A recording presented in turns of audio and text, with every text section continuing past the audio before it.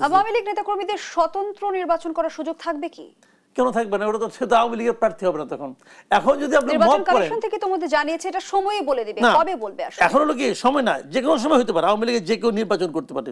আওয়ামী লীগের লোক যদি ভোট দিতে পারে ইলেকশন করতে পারবেন না কেন? হয়তো আওয়ামী লীগের পরিচয়টা নিয়ে আসতে পারবেন না, স্বতন্ত্র করবেন, নৌকা মার্কা থাকবে না, অন্য কোনো মার্কা থাকবে, করতে পারেন। কিন্তু এক্ষেত্রে প্রবলেম আছে একটা।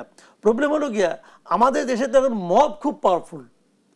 যদি মব হয়ে যায়, যদি তাকে বলা হয় যে ফ্যাসিবাদের দোষর, সে কোনো নির্বাচন করবে, মারপিট শুরু হয়ে গেল, তখন তো আর নির্বাচনের সেই পরিবেশটা থাকলো না।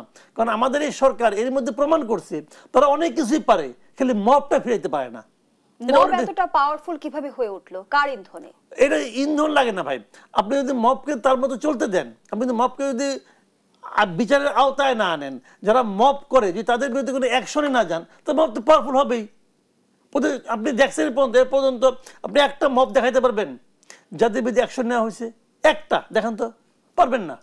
এই কয়েকদিন আগে অভিযোগ শুনি মাসুদ কামাল যে অনেক সময় দাবি আদায়ের অস্ত্র হিসেবেও মবকে ব্যবহার করা হচ্ছে। মবকে যেভাবে ব্যবহার করেন, মব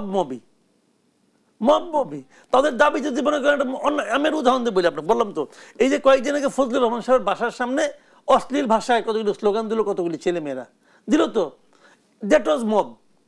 কেউ তাদের থামানোর চেষ্টা করছে? কেউ করছে? কেউ তাদের উঠাই দিছে? কেউ দেয় নাই। তারা পাওয়ারফুল ছিল, সরকার এই করছে, এন্ডোর্স করছে, করো তোমরা। আরো লোক পুলিশ ঘেরা ধরে রাখছে যাতে নাকি ওদের উপর অ্যাটাক করতে না পারে। করছে তো, করছে। তারপরে তাদের আবার ধরা পড়লো কি সে চাঁদাবাজি করতে যেয়ে। তার মানে তারা আসলে বাইরে থাকার লোক না, তারা ভেতরেই থাকার লোক, জেলখানে নিয়ে গেছে। তো ওই দিন নিত ভেতরে, ওই দিন ভেতরে যদি নিত তাহলে তারা চাঁদাবাজিটাও করতে পারতো না এবং মবটাও থামতো। এবং এরপরে কিন্তু আমরা রাজশাহীর আরেকটা ভয়ঙ্কর ঘটনাও দেখলাম যে কবর থেকে লাশ তুলে পুড়িয়ে দেওয়া হলো, সেটাও তো নিশ্চয়ই মবেরই ঘটনা। অবশ্যই মব, এটা অবশ্যই মব। দেখেন ওই ঘটনার প্রেক্ষিতে কয়েকজন লোকের বিরুদ্ধে মামলা হয়েছে, কয়েকজনকে অ্যারেস্ট করছে না?